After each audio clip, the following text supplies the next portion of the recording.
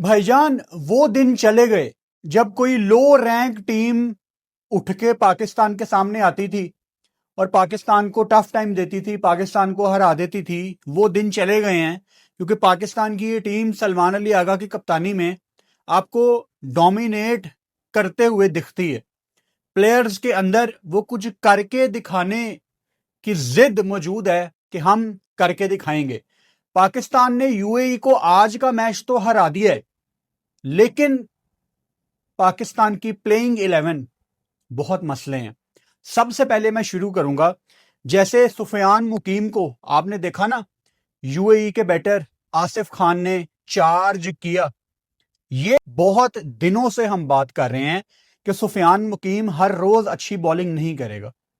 सुफियान मुकीम को जब मार पड़ेगी तो दूसरे एंड से आपके पास अबरार होना चाहिए, ये एक दूसरे को हेल्प आउट करेंगे।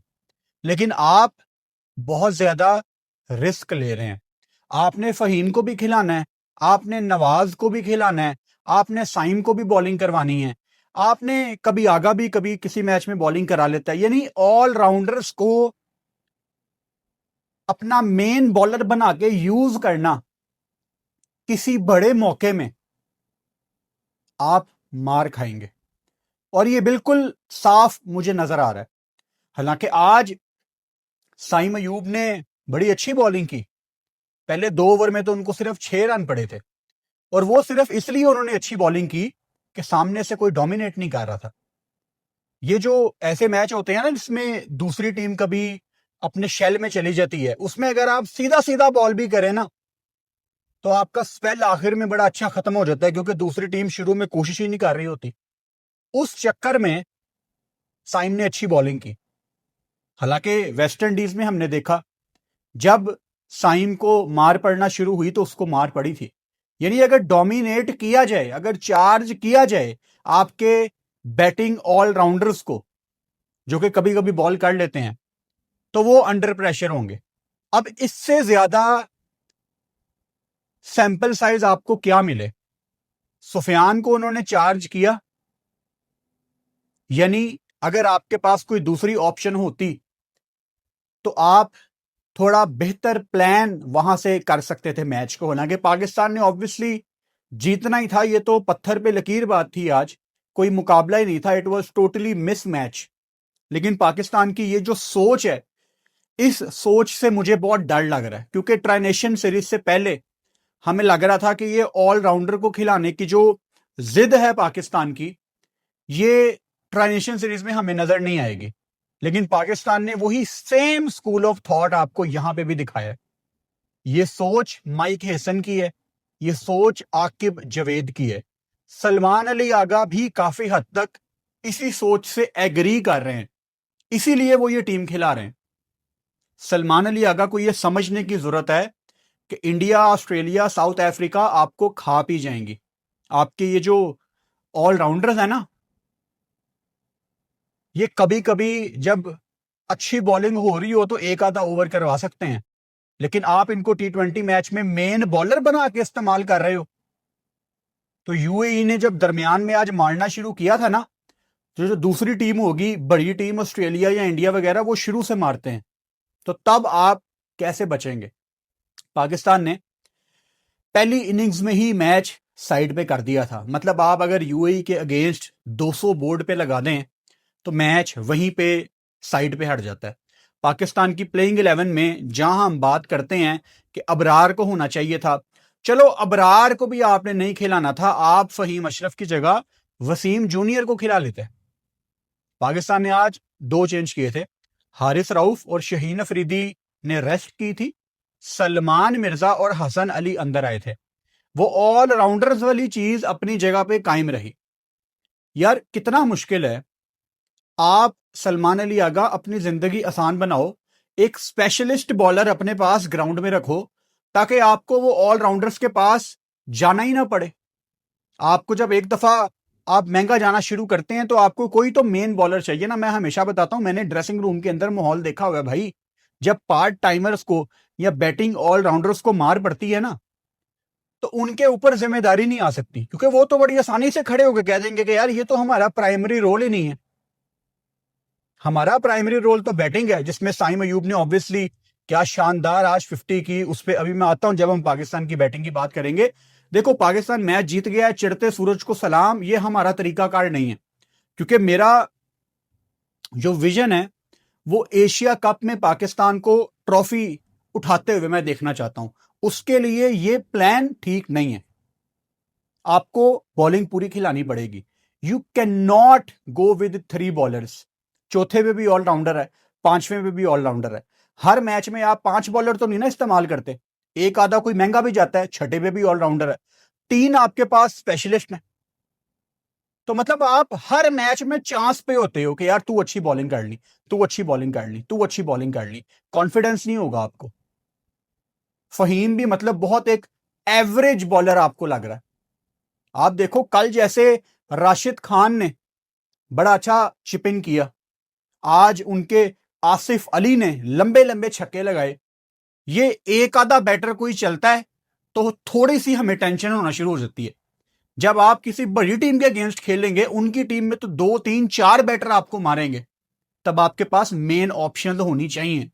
अगर कोई यहां पे ये सोचता है कि जी जब बड़ी टीम आएगी कोई, मिसाल के तौर पे श्रीलंका या इंडिया या T20 वर्ल्ड कप में, तब पाकिस्तान अपनी पूरी बॉलिंग खिलाएगा, ऐसे नहीं होता। आपको जिन लड़कों को खिलाना है उनका कॉम्बिनेशन बनाने के लिए उनको एज ए यूनिट मैदान में उतारना पड़ता है, ताकि उनकी केमिस्ट्री बने। Cricket is all about chemistry. वो मैं एग्जांपल देता हूं हमेशा। MS धोनी ने अपनी कप्तानी में कुलदीप यादव और यूजी चहल को एक साथ खिलाना शुरू किया था। काफी लोग उस चीज से एग्री नहीं करते थे। कभी कुलदीप बहुत अच्छी बॉलिंग करता था, विकेटें लेता था और यूजी रन्स रोकता था। कभी यूजी विकेटें लेता था और कुलदीप रन्स रोकता था।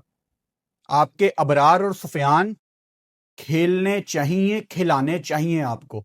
कल तो ट्रांजिशन सीरीज का कोई मैच नहीं है, परसों अफगानिस्तान और यूएई का मैच है, उसके बाद आपका अफगानिस्तान पाकिस्तान का दोबारा मैच है। उसमें पाकिस्तान को अपनी प्लेइंग 11 चेंज करनी पड़ेगी। और जहां हम प्लेइंग 11 की बात कर रहे हैं, फखर जमान 1 डाउन, भाई साहब नहीं समझ आ रहे, नहीं समझ आ रहे। फखर जमान की जगह आपको मोहम्मद हारिस को 1 डाउन बैटिंग करानी है। अच्छा, इससे पहले मैं पाकिस्तान की बैटिंग पे डिटेल में बात शुरू करूं, मोहम्मद हारिस आज जब आउट हुए हैं, उन्होंने अपना बल्ला बड़ी जोर से नीचे मारा और अपना बल्ला तोड़ दिया। This is not on. Mohammad Haris, आपको ये नहीं करना चाहिए। आप एक क्रिकेटर हो, पाकिस्तान की इंटरनेशनल टीम में हो, आप एक इंस्पिरेशन हो। बच्चे पाकिस्तान के 11 प्लेयर्स को देख के उन जैसा बनना चाहते हैं, और आपको अपने गैजेट्स की रिस्पेक्ट करनी है, अपने बल्ले को रिस्पेक्ट देनी है, अपने हेलमेट को रिस्पेक्ट देनी है, अपने ग्लव को रिस्पेक्ट देनी है, अपने पैड्स को रिस्पेक्ट देनी है। आपका माइंडसेट ये होना चाहिए कि यार ये जो गैजेट्स हैं ना, मैं इनकी इज्जत करूंगा तो कल को दुनिया में ये मेरी इज्जत करवाएंगे। ये बल्ला आज जो मोहम्मद हारिस ने तोड़ा है, कल को इसी बल्ले से वो तवक्को कर रहे होंगे कि ये दुनिया के बड़े बॉलर्स को मारे। तो बल्ले को आप रिस्पेक्ट दो। ये कोई टीवी पे देख के मुझे कोई खुशी नहीं हुई। And still he is a youngster, सीखेंगे वो, लेकिन ये बिल्कुल भी जस्टिफाई नहीं है, even if you are a youngster. Pakistan की बैटिंग ऑर्डर में शदीद शदीद शदीद तनकीद की जा रही है सिर्फ एक बात की वजह से कि फखर जमान मिसफिट है 1 डाउन, और इसमें मुझे कोई शक ही नहीं है। मिसाल के तौर पे अगर आज फखर जमान 1 डाउन आके रन्स कर भी देते तो फिर भी वो चीज गलत थी। हमारे यहां पे होता क्या है कि अगर कोई गलत चीज हो रही हो, मिसाल के तौर पे जब मैं 2021-22 में कहता था कि बाबर रिजवान को ओपन नहीं करनी चाहिए, तब जो रन्स भी वो कर रहे थे मैं उस दिन भी कहता था, क्योंकि मुझे पता था ये लॉन्ग टर्म में चीज ठीक नहीं है। आज अगर फखर रन्स भी कर देता ना, तो लोगों ने कहना था लो जी फखर पक्का हो गया 1 डाउन। ऐसे नहीं होता, गलत गलत ही होता है। फखर जमान का 1 डाउन आने का मतलब क्या है? आपकी पूरी बैटिंग लाइनअप हिल जाती है। फखर जमान ना बहुत बड़ा नाम है, और पाकिस्तान में अनफॉर्चुनेटली बड़े नाम को प्लेइंग 11 के अंदर घुसेड़ना जायज काम समझा जाता है, चाहे आपको जिसकी मर्जी कुर्बानी देनी पड़े। वो कल साइम अयूब बड़ा स्ट्रगल कर रहे थे, तो मैं कमेंट पढ़ रहा था साइम अयूब को ड्रॉप करो और फखर को ओपन करवाओ। यानी एक सीनियर प्लेयर को फिट करने में हम लोग किसी यंगस्टर की कुर्बानी क्यों देते हैं यार। वेस्ट इंडीज में साइम अयूब ने 250 किए हैं T20 सीरीज में। आज साइम अयूब ने क्या डोमिनेट करते हुए 69 की इनिंग्स खेली है। आज पहली बॉल से ही हम लाइव थे, आप सब ने मेरे साथ मैच देखा। वो हर बॉल पे ऐसे लग रहा था कि ही वॉज इन कंट्रोल। वो डोमिनेट करना चाह रहे थे। वो क्रिकेटिंग लैंग्वेज में हम कहते हैं बॉल के ऊपर चढ़ के खेलना, कि आप डोमिनेट करना चाह रहे हो, वो बॉल के ऊपर आ रहे थे। तो वो एक कदम आगे थे बॉलर से। हालांकि हैदर अली जो यूएई के बॉलर हैं, उन्होंने पहले 2 ओवर बड़े अच्छे किए, लेकिन उसके बाद उनको पाकिस्तान ने चार्ज किया। बहुत अच्छी बैटिंग की है साइम अयूब ने। और साइम अयूब या हसन नवाज, ये जिस तरह से हिटिंग करते हैं, ये अगर इनके 3 4 5 मैच रफ चले भी जाए ना, तो कोई टेंशन की बात नहीं है बॉस। ये T20 क्रिकेट है, इसमें 2 3 4 मैच आपके बुरे जाएंगे, फिर आपके 2 मैच अच्छे आ जाएंगे। अगर आप ये सोचते हो कि 11 के 11 प्लेयर हर मैच में परफॉर्म करें, तो ये तो नहीं होना। पिछले मैच में सलमान अली आगा ने जबरदस्त 50 किया, राशिद खान को चार्ज किया, यानी उनके सबसे बड़े बॉलर, शायद दुनिया के सबसे अच्छे स्पिनर को चार्ज किया T20 फॉर्मेट में। आज हसन नवाज ने, ही वॉज बैटिंग ऑन 44 और छक्का मार के उसने 50 किए। फिर 3 बॉलों पे 3 छक्के हसन नवाज के। चौथी उनको बॉल बड़ी अच्छी पड़ गई, हम लाइव थे उस टाइम, और दिल से दुआ निकल रही थी कि यार क्या चौथी बॉल पे छक्का लगेगा। मतलब हम तो वो 6 बॉलों पे 6 छक्कों के ख्वाब यहां पे देख रहे हैं ना, तो बड़ा मजा आ रहा था। फिर इंपॉर्टेंट नवाज ने जो नीचे आके आज दोबारा चिप इन किया, 15 बॉलों पे 25 रन ऐड किए। नवाज पाकिस्तान टीम में गलत आए थे। अगर आज नवाज परफॉर्म कर रहे हैं बॉल के साथ और बैट के साथ, तो इसका मतलब ये बिल्कुल नहीं है कि नवाज का आना जस्टिफाई था। उनका तरीकाकार गलत था आने का। लेकिन एक प्लेयर के हाथ में क्या है? एक प्लेयर के हाथ में ये है कि आप अगर बॉलर हो तो ऐसी बॉलिंग करो कि दुनिया चुप हो जाए। अगर आप बैटर हो तो ऐसी बैटिंग करो कि दुनिया के यार क्या बल्लेबाज है। ये एक क्रिकेटर के हाथ में है। और नवाज ने अपने एक्सपीरियंस का फायदा उठाया। एक अच्छी चीज, नवाज अच्छी बॉलिंग कर रहा है, अच्छी बैटिंग कर रहा है, दोनों चीजों को साइड पे रखो, ही इज लुकिंग कॉन्फिडेंट। उनके चेहरे पे, उनकी बॉडी लैंग्वेज में आपको कॉन्फिडेंस नजर आ रहा है। He is looking for runs. और जब वो बॉल करने आ रहे हैं, वो उस जगह पे बॉल करवा रहे हैं, उनका थप्पा उस जगह पे लग रहा है जहां पे वो गिराना चाह रहे हैं। एंड एज ए स्पिनर, अगर हर मैच में आपका थप्पा अच्छी जगह आ रहा है, तो इसका मतलब है कि मोमेंटम आपके पास है। स्पिनर को थोड़ा सा टाइम लगता है, 1 2 ओवर्स कभी कभी अपनी लाइन और लेंथ बनाने में। लेकिन अगर स्पिनर नवाज हर मैच में ठीक जगह पे थप्पा लगा रहा है, तो ये गोइंग फॉरवर्ड आपके लिए अच्छी खबर है, क्योंकि आगे आपके बड़े मैच हैं एशिया कप में। उसमें नवाज तो आपका परमानेंट मेंबर है, क्योंकि आपका T20 वर्ल्ड कप भी अब श्रीलंका में आपने सारे मैच खेलने हैं। तो एज ए स्पिनर वो आपको सूट करेगा वहां पे भी। तो आई नो यहाँ पे वो लोग कुछ शायद शादाब के फैन कहें कि शादाब ने भी तो वापस आना है। मतलब कहाँ से वापस आएगा, जगह ही नहीं है। यही होता है ना, जब आपको मौका मिले आप ऐसे उस अपॉर्चुनिटी को ग्रैब करो कि फिर पीछे देखने की जरूरत ही ना पड़े। उसके बाद नीचे आज फहीम अशरफ भी आए। यार फहीम अशरफ का बिल्कुल भी समझ नहीं आ रहा। मतलब पाकिस्तान ना थोड़ा सा इसको ना, मैंने बहुत ज्यादा देखा है। मैं, मेरा ख्याल है हर वीडियो में ये एग्जांपल दे रहा हूं। इंडिया ये हरकत करता था अपनी बैटिंग को लंबा करने के लिए। वो अक्षर, जडेजा 2 2 3 3 ऑलराउंडर्स खिलाते थे, क्योंकि उनको डर लगता था कि यार बैटिंग ना कोलैप्स कर जाए। और उनकी बैटिंग घर में टेस्ट मैच में खास तौर में बड़ी कोलैप्स की हुई है। अब तो टीमें आके उनको टफ टाइम भी देती हैं, जैसे न्यूजीलैंड ने उनको घर में आके हराया था। तो बैटिंग लंबा करने का डर इज ए नेगेटिव थॉट। मतलब फहीम जब बॉल करने आता है हमें कॉन्फिडेंस नहीं होता, and he is a very average bowler.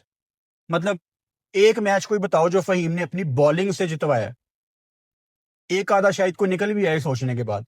Batting में ठीक है वो 10-15 रन कभी कर लेगा, कभी 20-25 भी कर लेगा, एवरेज 15-20 रन कर रहा है ना वो। तो आप अपने 10-15 रन के चक्कर में 4 ओवर का रिस्क ले रहे हो। उसकी जगह आप कोई पूरा बॉलर खिलाओ ताकि सलमान अली आगा की जिंदगी आसान हो। एज ए कैप्टन उनके पास ऑप्शंस खुलें। फिर नीचे मोहम्मद हारिस आ रहे हैं जो कि जबरदस्ती उनको पाकिस्तान फिनिशर बनाने के रोल में लगा हुआ है। यार फिनिशर नेचुरली बंदा होता है। आ आप नहीं, अब आपके पास टाइम कि आप अब हारिस को फिनिशर बनाने का टास्क दो, जबकि एशिया कप आपके सर पे है, T20 वर्ल्ड कप आपके सर पे है। आप कैसे बच्चे को टास्क दे सकते हो कि यार अब आपने फिनिशर वाला रोल खेलना है? वन डाउन आके तो चलो किसी दिन वो शायद थोड़ा सा टाइम भी ले ले, एक आधी बॉल खेल ले, नीचे तो गुंजाइश ही नहीं है। फिर आखिर में नंबर्स किसके बुरे आते हैं? हारिस के ही। मतलब आप ज्यादती कर रहे हो पाकिस्तान टीम के साथ भी, फखर जमान के साथ भी और हारिस के साथ भी। तीनों के साथ ज्यादती हो रही है, और चौथे नंबर पे फैंस के साथ भी ज्यादती हो रही है। फखर जमान ओडीआई वर्ल्ड कप है अगले साल, आपकी रीढ़ की हड्डी है ओडीआई वर्ल्ड कप में वो। उसका कॉन्फिडेंस इतना शेक मत करें, उसको जबरदस्ती फिट इन करने की कोशिश की जा रही है वन डाउन में। और इट्स नॉट अबाउट फखर, आपकी पूरी टीम का बैलेंस आउट लग रहा है। मैंने कल भी वीडियो में बताया था कि हमें यह बताया गया था सलमान अली आगा की तरफ से कि फरहान, साइम, हारिस, आगा, हसन नवाज, ये आपके पहले 5 हैं। यही आपकी सेंस बनती है कि आप इन्हीं 5 के साथ आगे जाएं। जबरदस्ती इसमें एक्सपीरियंस डालना समझ से बाहर है। क्योंकि अगर आज जैसे लाइव में किसी ने कहा कि अगर विकेटें गिरेंगी तो फखर आके संभाल सकता है, this is the negative thought. हम ये क्यों सोच रहे हैं कि अगर विकेटें गिरेंगी? हम ये क्यों नहीं सोच रहे कि यार अगर कोई तेज खेलता हुआ आउट भी हो जाए तो दूसरे नंबर पे भी कोई ऐसा ही आएगा हारिस जो उसको मोमेंटम को कंटिन्यू कर सकता है। अगर आपके 2 आउट भी हो जाते हैं तो आपके पास नीचे सलमान अली आगा है। अगर आपके 3 भी आउट हो जाते हैं फिर भी आपके पास हसन नवाज है, जो कि अगर टाइम लेके खेलना चाहे तो उसने वेस्ट इंडीज में आपको दिखाया कि मैं रोक भी सकता हूं। और क्या बैटिंग की है हसन नवाज ने। मतलब मैं बताता हूं बार बार आपको कि पाकिस्तान में मैंने 2 ही बैटर ऐसे देखे हैं माशाल्लाह, शाहिद अफरीदी और हसन नवाज। हम कोई कंपैरिजन नहीं कर रहे, सिर्फ इन दोनों में एक चीज सेम है कि इनके मिस हिट भी छक्के की तरफ जाते हैं। मैंने कितनी दफा देखा है हसन नवाज मिडल में बॉल हिट नहीं होता, बल्ले के निचले हिस्से में बॉल लगता है और वो छक्का चला जाता है। बड़ी अच्छी फिटनेस है उसकी, पावर है उसके अंदर। तो पाकिस्तान ने जब ऑब्वियसली 207 रन बोर्ड पे लगाए थे, वहीं पे तकरीबन तय पा गया था कि यूएई इस मैच में आपको नजर नहीं आएगा। और जब आप इतना डोमिनेट करके बाहर आ रहे होते हैं ना, तो कहीं ना कहीं आपके बॉलर्स को नेचुरली इतना प्रेशर फील नहीं हो रहा होता। सलमान मिर्जा ने 2 वाइडे भी की, मतलब ठीक है आखिर में, लेकिन सलमान मिर्जा का ना सैंपल साइज हमारे पास बहुत कम है। पाकिस्तान में यहाँ पे होता है चढ़ते सूरज को सलाम, जैसे आजकल लोग यहाँ पे अबरार को भूले हुए हैं ना। लोगों को एक सीरीज के बाद बंदा याद रहता है, पिछली सीरीज को वो भूल जाते हैं। सलमान मिर्जा ने बांग्लादेश में इसलिए अच्छी बॉलिंग की थी कि बांग्लादेश में वेरिएशंस चलती हैं, जैसे उनका मुस्तफीज है, वो सलमान मिर्जा के मुताबिक उसको पिचेस मिली थी। तो 3 मैचों के बाद आपने उसको साल की तनख्वाह भी लगा दी सेंट्रल कॉन्ट्रैक्ट की। सैंपल साइज बड़ा कम है। आगे जाके शायद, अब तो खैर आपके वो एशिया कप में है, अल्लाह करे वो पाकिस्तान को मैच भी जितवाए जब उसको चांस मिलेगा। लेकिन it's too early for anyone कि आपने इतनी जल्दी उसको सेंट्रल कॉन्ट्रैक्ट दे दिया। ज्यादती की आपने उसको सेंट्रल कॉन्ट्रैक्ट देके, बहुत जल्दी था ये 3 मैचों के ऊपर।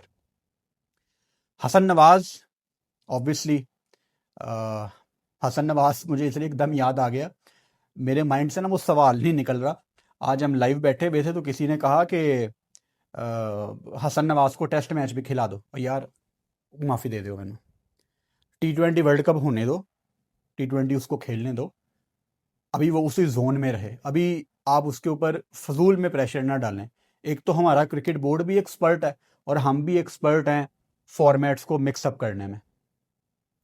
तो खैर, आज हसन अली आपके ऑब्वियसली एक्सपेंसिव गए, उनको मार पड़ी, और सुफियान मुकीम भी आपके महंगे गए। सुफियान मुकीम को जैसे आसिफ खान ने चार्ज किया, मैं कहता हूँ थोड़ी देर अगर और रुक जाता आसिफ खान तो यूएई शायद पता नहीं कुछ कर जाती, यहाँ पे मजीद करीब जा सकती थी। लेकिन वही बात जो मैंने बिल्कुल शुरू में की कि रोज सुफियान मुकीम अच्छी बॉलिंग नहीं करेगा। और अभी ना एक मोनोटनस मुझे सलमान अली आगा की कप्तानी में जो प्लान वो ड्रेसिंग रूम से करके आ रहे हैं, मतलब ये साफ दिख रहा है कि सुफियान मुकीम आखिर में बॉल करने आएंगे।